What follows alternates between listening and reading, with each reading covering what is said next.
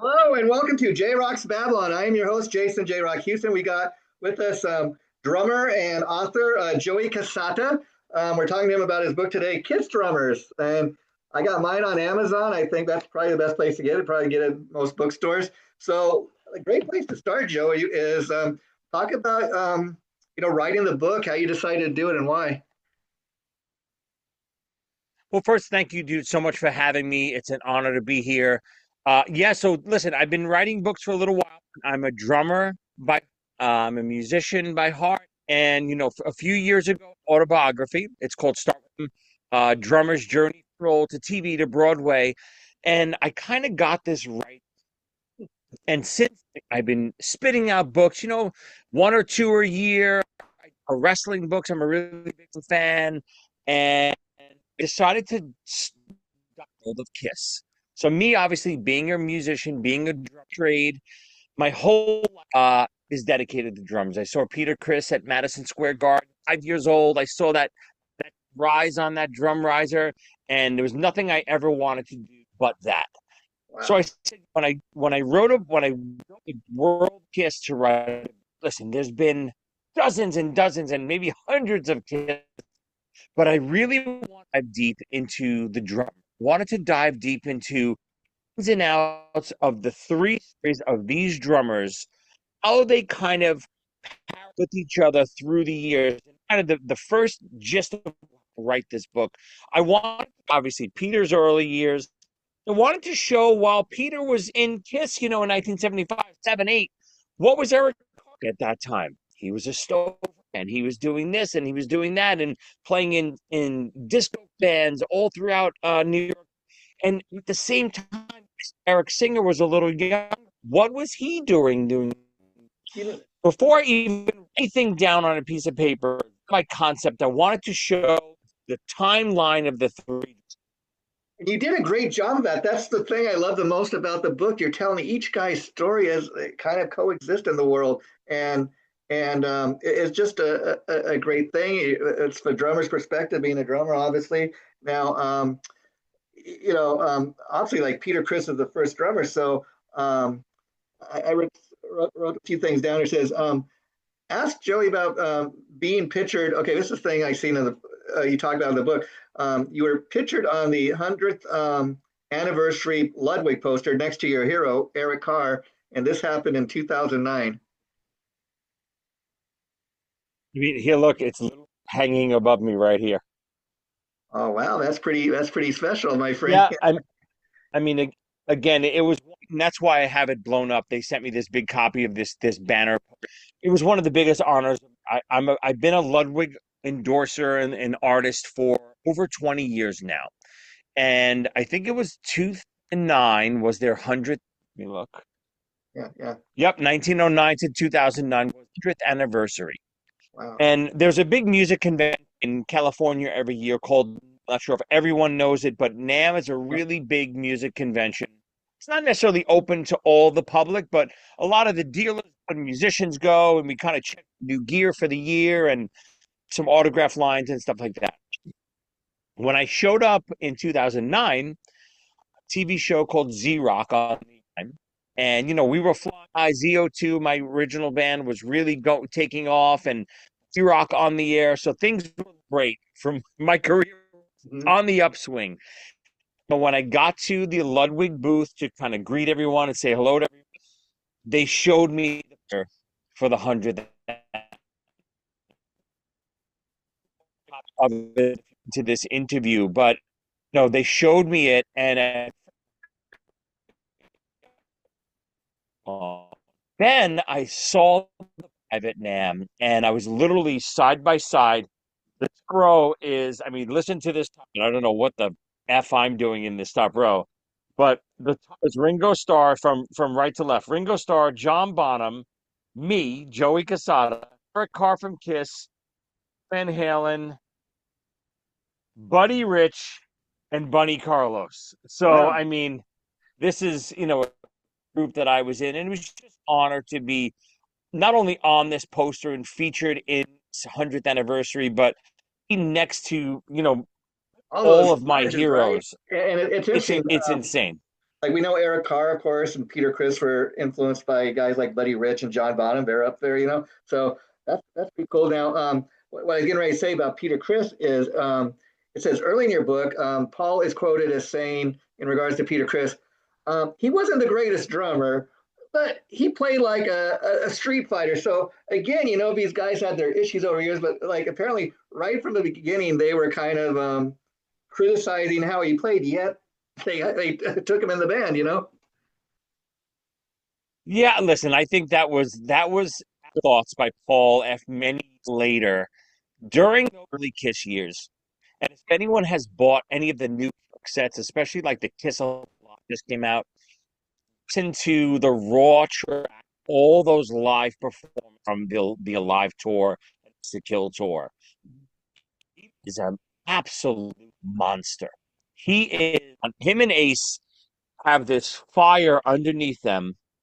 And listen, of course, we know Gene and Paul are incredible, but they got their just due over the years. Sure, sure. Peter and Ace, for some reason, were always thought about as the trouble guys and the guys who caused trouble in the band, where the early years of horseshit, by saying Yeah, that, yeah, they were the musicians in the band. They were the fire under them. Peter's playing that band to on him. So if you go back and listen to some early recordings from Peter, he is a monster player. yeah, yeah. And you know that's really you can really see that like, and you talk about this in the book on Kiss Alive, like especially on stuff like his solo in 100,000 Years. You know, Peters just comes alive on the drums. Yeah, I mean, listen, that has influenced more drummers. Steve.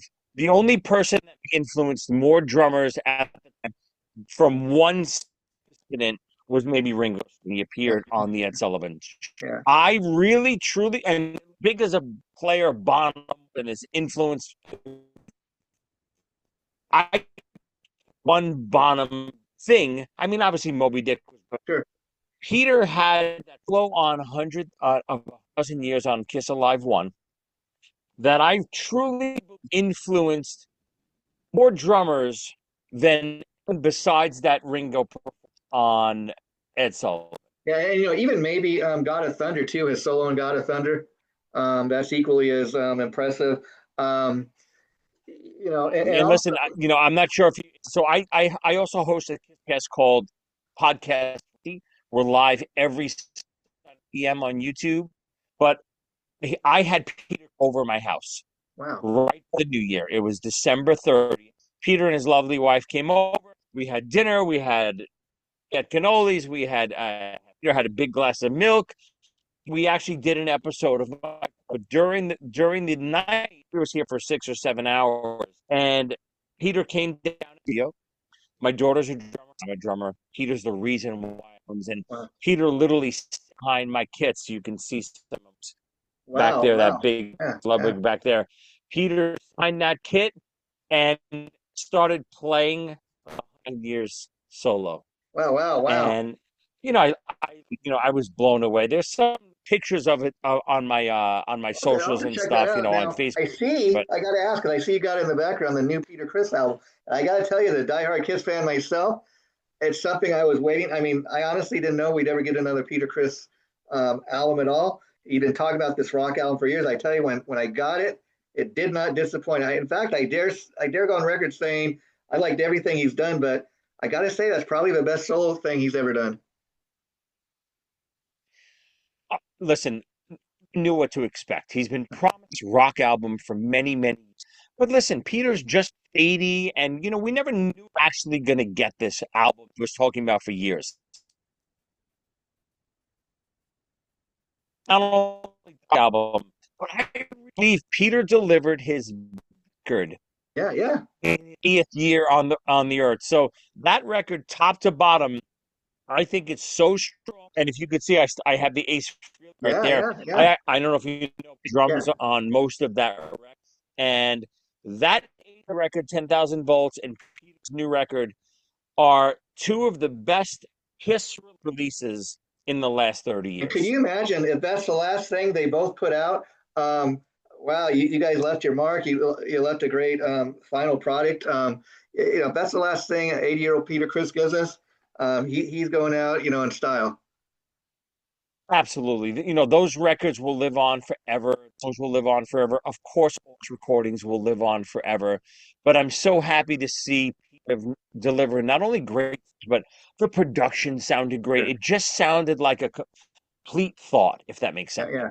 Now, there's always been kind of this discussion regarding Peter Criss.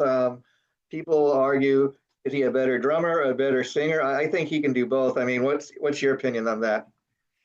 I mean, God, he's so good at both. I mean, why do you have to I hate when people Yeah, yeah, yeah, make you yeah, do yeah. things? I know I'm not picking. Why am I picking? I love to listen to Baby Driver and I love to listen to all that goes on his new record for the money and Park and all these songs and sounds better than ever. He lost a little bit of that rasp. He's cleaner now. And I think he's correct now. He's coming from his throat Uh-huh. back in those 70s. You know what I mean? Yeah, yeah. Singing real. And listen, he's an incredible drummer and an incredible singer. I'll take both. Yeah, yeah, and like on the new album, Rock and Roll, I think that's a great song to kick it off with. I love how he throws in kind of some of the Kiss references, like "Nothing to Lose," for example, referring to himself as the Cat Band. Even I love the bonus track, "Hard Hard Rock Hard Knockers," and Rock Knockers. Yeah, people say, "I don't know, that's appropriate for an 80," but you know what? It shows his sense of humor. I love it. Yeah, absolutely. And when my podcast, the podcast all those little innuendos and Easter he delivers through the songs, like like you said, "Dressed to Kill" and "Nothing to Lose" and all those little Kiss lyric type things. He did it on purpose, and Kiss fans love them. and only the diehard Kiss fans like us are gonna pick up on what those are. Yeah. Let's see. And then of course, let's see. You mentioned Joey that in the book that you feel that Peter Chris's drums finally kind of came through the mix on "Dress to Kill." Absolutely. Listen, the first two records, the first Kiss record has the biggest Kiss songs ever. Him Yeah, and Strutter and Hyman and all these amazing songs, Deuce. But I think the production on the first two records, and even maybe not just the production, but this is so young. They're in their early 20s, sure. didn't know how to capture some of who they were. Yeah, So I think by the time Drill came around, they were they were firing obviously on all cylinders. And even though the production is not, it's super clean. sure. So it actually didn't capture that raw Kiss sound yet. But I do think Peter's drums are super crisp on it and they really are punchy on that record. And even very going back to the very first Kiss album, from day one, Peter was kind of always the third vocalist of the band. Ace wasn't very confident at the time as a lead singer, so he always would give his songs to Peter to sing or Gene. And it's interesting. One of my favorite songs on Hotter Than Hell is a song Peter Criss sings, Mainline, and it cracks me up because really talking about the innocence of Kiss and Gene and Paul being the non-druggies of the band, he's singing about mainline cocaine. I have no idea what he's singing about. you know? Yeah, listen, Peter's voice, especially years was undeniable. Ace wasn't ready to sing yet. He sang, Peter sang strange that stuff, but you know, you look, you're like, wow, what would have Kiss been if Ace was singing from the Yeah, those songs. I Yeah, don't know. Ace that kind of mysterious persona back in those early Kiss days, those that spaced out side just ripping soul, kind of moving away again. I think the dynamic of especially those first records, the studio records, was was absolutely perfect. That mysterious early years, that middle year where they started to get gritty, and then that those final years, obviously a little more polished, and Beth yeah. came out, and all those years, the superhero type Kiss, but I think these were perfect. Oh yeah. Even I gotta say, like, Ace. Like I always used to wonder why is Gene singing? You see Ace Frehley wrote the song. Why is he singing Cold Gin? You always used to hear Gene talking about Right. don't drink and do drugs and this. Why is he singing a song about getting drunk? But you find, oh, okay, it's actually an Ace Frehley song. Yeah, And that you hit it right on the head. That's why. yeah, yeah, and And the controversy about Beth that recently come out, you heard Gene talking about, well, Peter really didn't write the song. Well, of course, it's a song, if anybody, true Kiss fan knows, dates back to his band Chelsea with this guy, Stan Pendridge. If you look at a lot of the Peter Criss songs in Kiss, they were co-written by this guy, Stan Pendridge. So again, they wouldn't even know about the song Beth if it wasn't for Peter Criss. But could you imagine if you were this guy, Stan Pendridge, and you really didn't make it, but you had all your songs that you co-wrote with Peter on all these Kiss records? Yeah, it was just so ridiculous for Gene to come out and say that. Gene, like, Gene sometimes has diarrhea of the mouth and he Yeah, just yeah, puts yeah. things out in Yeah, interviews and listen, and then it's their fault. They kind of grab the click lines yeah, and they make it bigger than it really was. yeah, Gene's just got to be on stuff like that. Peter put the song with his buddy, Stan Pendridge, just like he did songs in early and in his 70 record. And Gene had he has no idea what Peter did or didn't write. He wasn't there. Gene is not on the track. And unfortunately, at a time like this, it's time to celebrate Kiss. yeah, yeah, All those that are still living, we just ace, and those are all still living. And you want to do that victory lap and celebrate the legacy. No reason to go back and badmouth any of it. yeah, yeah, Biggest yeah. hit, I mean, dude.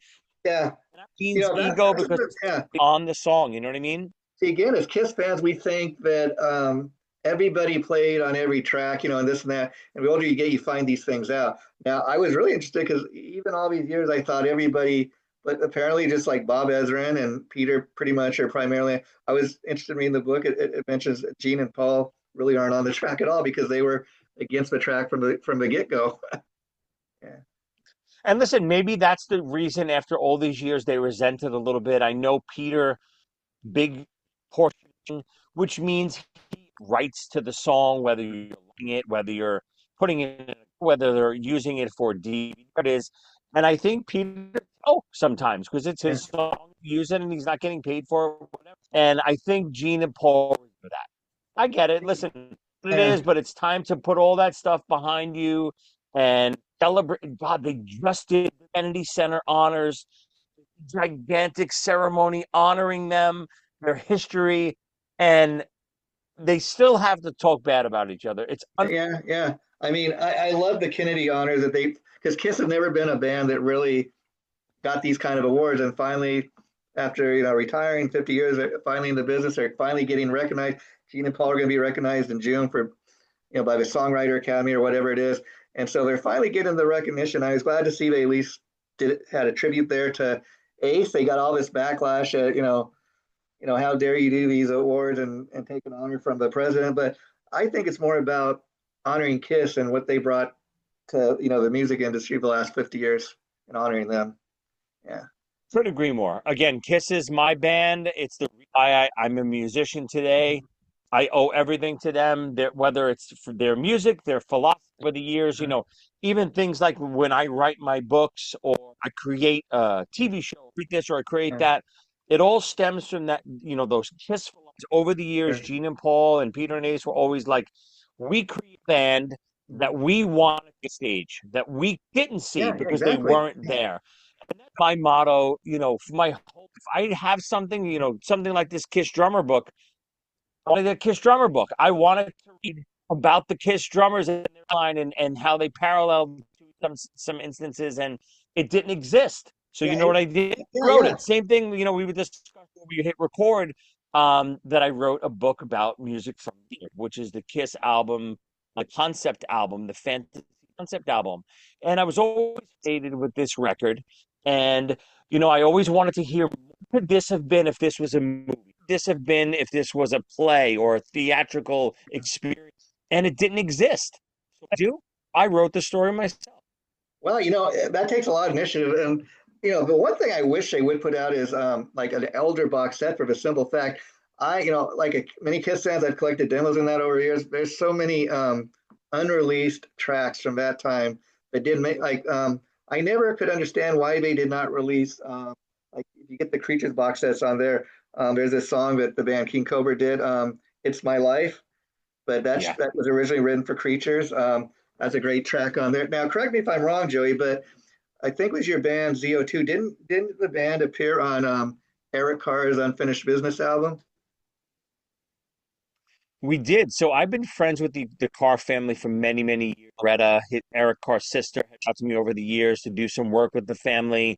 I helped develop his old cartoon series, The Reds, with Loretta to Oh try wow. to get it on air, and we did a full special, and it was fun. And she reached out to us, and she was putting together Unfinished Business, which was a lot of unreleased Eric Sure. tracks and piecemeal together some old songs of his. And she was just like, listen, I would love ZO2 to do something just as a tribute to him. Not necessarily finish one of his tracks, but take one of the songs that he wrote and put your spin on it. And we was the primary songwriter on All Hell's Peace on the Lick It Up record. It was a song we loved that what we could really kick ass on. And we in the Unfinished Business doing All Hell's Breaking Loose. Oh wow. As a Kiss fan, that's got to be, and Eric was one of your big time heroes. What an honor, and to sit here and be able to say you did that. I mean, wow. I mean, Yeah, it's listen, it's all surreal. All these moments for me are all full circle moments. Like I said, the reason why I do what I do every day of my life is because I watched Kiss in Madison Square Garden years old, and then to be on a car record, and then the drummer on a record, and be Peter Chris's life now, and him coming over my home and playing with me and my daughter and stuff like that. It's all just surreal moments. I got to tour with Kiss in wow. 2000, Rock the Nation tour. It's all full circle moments. I'm one of those guys that believe you do things because you love and good things will happen. Oh, Do sure. things And because you're I'm following sure this you're or you're getting invited to following. all these different Kiss conventions. And that got to be fun as a fan, huh? Yeah, and again, it's listen, it's what I love to do. So I always say, if I wasn't playing at these, I'd probably be there. Yeah, as a So it fan, just, right? Yeah. I see that I get invited to play at these events, not just be a fan. It's great, and I'm Yeah. both. Yeah. Yeah. There, as soon as I get off stage, Yeah. I'm a fan. And I love also the book you talk about the fact that both Peter and Eric Carr met more than I think two times. You show pictures of them in the book. I never actually seen those. I seen the one of Eric and Peter with the beard, but I just it's kind of funny because you'd think they wouldn't be friends because Eric replaces Peter, but funny to find out over the years they became fast friends, and even like you know last couple of years of Eric's life, it turns out that he would from time to time call Peter and get advice, and they would talk on the phone, and they were closer than most people thought they were. Can't hear you, Joey. Your audio's off. Let's see.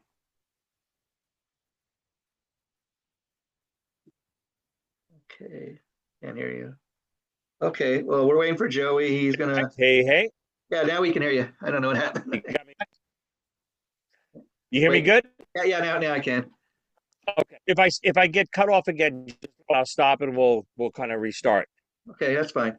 Yeah, So the Peter Chris, and reading the book is some of my funnest times. I love research, timelines, and deep diving into wrestling, doing another wrestling book. I just love doing research. And let me tell you something. I did so much research for that drummer book. I tried and I tried to track something.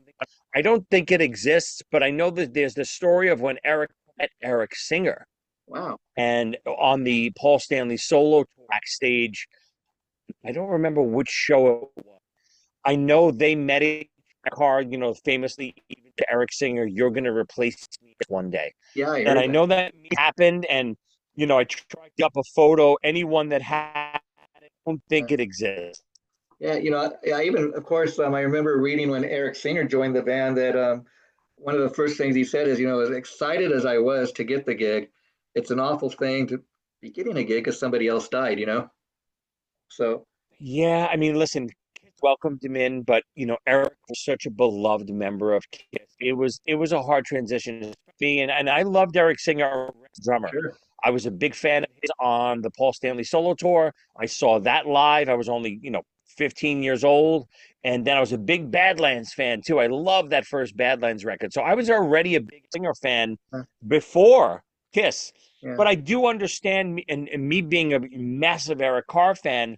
It was a hard transition because it did feel, and you didn't know back then, Sure, all the stuff, how Kiss was looking to replace him and maybe not giving him his insurance and all yeah, the rumors that you hear over the years. We didn't know that as kids, but even just him replacing the beloved Eric Carr after his passing, only a year later, maybe not even a full year, it was a hard transition, and I think Eric Singer did a great job, sure. respectfully doing the transition. The one thing I will say about Eric Carr, you always heard over years how he always was worried about how the Kiss fans saw him, and he was so beloved by the Kiss fans. And maybe he had no idea just how much, but he became biggest part of Kiss that it was very sad to November 24th we wake up and find out he's passed away. It's like I remember the time just a teenager being so young, and it's like maybe that was the first time like one of my heroes actually died or something, and kind of dealing with that. But yeah, it was. And then I was glad before Eric died, he at least got to appear do a video for God Gave Rock and Roll. Apparently, you hear Bruce Killer tell the story over years that even Gene, that yeah, he really wanted to be there. We didn't know because his health he could do it, but he wasn't in the best shape. But that was the last thing he wanted to do, and he really just that little part where he sings on the track. I mean, I think it makes all the difference in the world. I couldn't agree more. And I always have these conversations, whether it's with other Kiss fans or Eric's family. What would Eric have been like today? Meaning he was so beloved by the fans. He loved the interaction with the fans.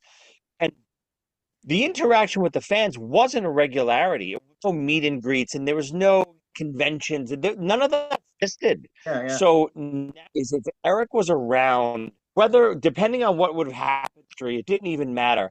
I think Eric would have been all about all of these Kiss conventions, meet and greets, and pots, and I could just imagine just loving doing interviews and appearances and autograph sessions and because I do think, back, even though he was so personal, held him back. You didn't see Eric doing a lot of it. Didn't see Bruce doing a lot of it.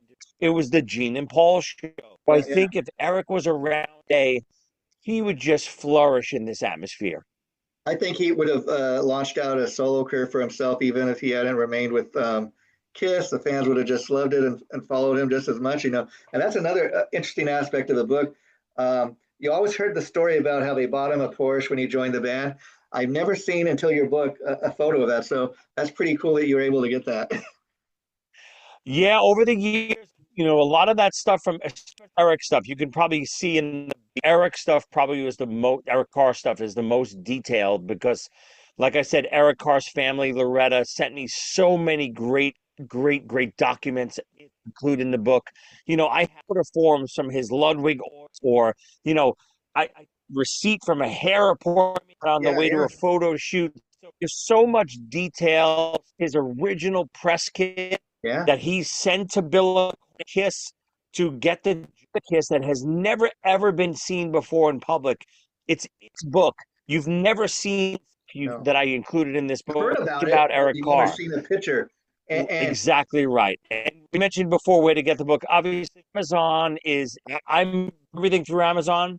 Amazon.com. Check it out. Pictures, the heartbeat of the greatest, the hottest band in the world. Again, it's a fun read, but it's just like a bathroom book where you're just being through it to kind that's of the get some thing. pictures and stuff. I read through within like just a day or two, and Awesome. it makes a great read. And that's the coolest thing. I've never seen a book where the timeline you're just going from okay in 1973 this is what was going on with Peter Criss and this is what Eric Carr was doing, and then Eric Singer was just a teenager, but this is what he was doing. And we I never really heard, but he'd come from Eric Singer come from a musical family, so he was already involved in music before he even went professional or anything. Probably the one story in your book that I got that I never even really heard of, and but it's interesting, is the fact that Eric Carr almost didn't get the gig simply because when he went to audition, he had a mustache, and Gene and Paul did not like that. But Bill Coyne suggested, "Hey, I think you did a great job, but I really strongly urge you to shave off that mustache." He wanted the gig so bad that he did it. Thank God.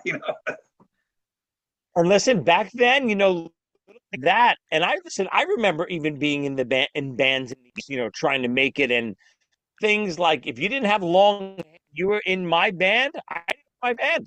It Yeah, was, I know it's ridiculous to sound like, but it's true. If Kiss brought a guy in with a mustache and he refused to shave it, yeah, it would have looked ridiculous. And I yeah, know it's stupid to say today's day and yeah. age, and everyone has beards and goatees or whatever it is. But back in the early 80s and, all throughout the 80s, that stuff was, image was such a big part of those MTV years. Oh, sure. And the other thing that I didn't know before reading your book was the one other finalist that he was kind of competing against was Bobby Rodnelli, who, of course, many people know has played with Blue Oyster Cult, Rainbow, and Black Sabbath over the years. And apparently, the reason he didn't get the gig they gave to Eric was they loved the fact that was Eric was just so humble. He was more himself. He wasn't trying to be flashy and over top. I guess maybe that's why Rodnelli is a very flashy drummer. And I'm also thinking too he didn't get it probably because at the time he was a little more well-known drummer, and they were looking for somebody that wasn't as well known. Yeah, and I think I also, wrote in my book that Eric singing was a Yeah, big yeah, X yeah, factor as well. So Eric had such a great voice, and he even had that rap like Peter. yeah. Kiss that kind of pushed over the top. As great as a drummer, Bobby Rondinelli is an incredible. Well, Sure, so sure. I No think denying that. Yeah, Eric's personality, his overall singing ability, is what really made that job. yeah. At least we finally got Little Caesar with him. I mean, before he did pass, I love that. That's such an Eric. Even though Gene wrote it, I think has got his personality all over it, Eric. Yeah, he just a unique voice. I know he did Beth earlier, and he had, listen, he did a great job on Beth, but I never wanted to do it, and it was that Cedar song, Yeah, but I just wish Eric got more over the years. I remember I saw Kiss live, uncensored, and he sang "Wasted," and I was like, "Oh my God, this is incredible!" And I ran to my Lick It Up record and maybe it was Eric, and I knew it, but sure yeah. enough, it's Gene on the and Eric did it live. And yeah, if you ever seen him live, I mean, he was thunderous. I seen yeah, I seen where he used to do like also Black Diamond. Um, he killed Of that. In, course. I mean, Eric was a monster behind the kit. We all know that. yeah, But it's just like Peter, those two drummers, God, they were so unique because they were such monsters behind. They were lead yeah. vocalists. Oh yeah, yeah. So, it's an incredible feat. Even the Rockology album, which was the stuff he wrote for the Rockheads, which you were involved with, kick-ass stuff. I mean, I dare say that if he had lived to kind of really kind of promote that, I think that would have been those songs would have been a lot bigger. But as a fan, I just love that we at least got to hear it. Yeah, Nasty Boys. Absolutely. Listen, the Carr family, the Caravello family, they do a great job keeping his legacy alive. So much merch, so much, material. There's everyone at Heart. They're just great, great people. And the last two things I'm going to say is I also, of course, I finally realized that Eric Carr did not play all the drums on the Elder. There were other drummers. And in your book, you mentioned that he's quoted in there saying that he knows a lot of fans put down the Elder, but he's like, I really loved playing what I played on there. And I know a lot of people don't like it, but I feel like I did my best. So even though, I know his favorite album was Creatures, obviously, because his drums were all over that. But he still was a little proud of what he did on the Elder. Yeah. So just recently, a little over a year ago or a year and a half ago, had the pleasure of playing the full from the Elder record, full Creatures of the Night record. Wow. So we did something at Kiss Camp by in Sarasota, Florida, and we had all-star musicians, his band, and Todd Kearns, his band, and I was the drummer for sets. Wow. And those records were, oh my God, feat to learn both of those records. The drumming on, and listen, the Creatures drumming, we know Yeah. it's revered and it's known to be one of the greatest drum records of all time. But the Elder record, because of the nature of the recording and it's more theatrical, it doesn't get its due. The drumming on the record was, dare I say, more challenging Yeah. than the drumming on the record for me. Sure. Yeah. Rose and Escape from the Island and Mr. Blackwell do Escape from these Violent. I songs. always loved his drum tracks on that. I mean, that was killer. You know, the final thing I'll say, Joey, is other thing I learned back then was interesting. Of course, we know this stuff. Maybe we read the album credits, but finding out that Peter Criss did not play all the drums on his 1978 solo album. Listen, looking back, you can hear it, but Yeah, he is on there. I yeah, get it. Listen, when you're like, oh my God, Peter's not on this. You don't realize that Gene's not those bass tracks either. for The sure, drummer sure. is way more signature. Uh, You can hear and the essence of a drummer on a record. yeah, If Gene's not playing bass and some other bass, if Ace is playing bass on a song, for sure, you're not really yeah, positive. Listen, it is what it is. sure, sure. Music is made over the bands I've been in. People are not in the studio and somebody's down a quick track, and it's just like, oh my God, let's just keep that. And the Yeah, guy doesn't care. The guitar player might come in and goes, oh my God, that sounds great. Yeah, just leave that. No big deal. It doesn't matter. yeah, yeah. Well, it was a great read, and finally, I'll say this: the other thing I loved about the book, you don't get into too much, but you do mention from throughout the book Anton Fig. I think that would be another kind of book you got in you, maybe a book specifically on Anton Fig, but it was cool that he got included in the book as well. Yeah, Funny when I advertised the book before, so many people were like, because the cover obviously is the Kiss drummers and the uh, title is Kiss. Everyone's like, what about Anton? What about this guy? What about that guy? I'm like, everybody, yeah, yeah, yeah, all featured in the book. Any on a Kiss record that comes is in the book.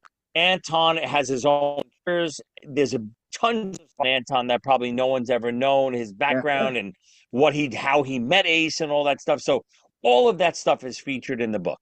Well, Joey, I want to thank you for coming on. This will be going up on Wednesdays. For thanks for doing this, my friend. And I promise I'm going to get the other book and we'll have you come back. Okay. Take care, my friend. Dude, absolutely. Let me know, grab it, and let me know what you think.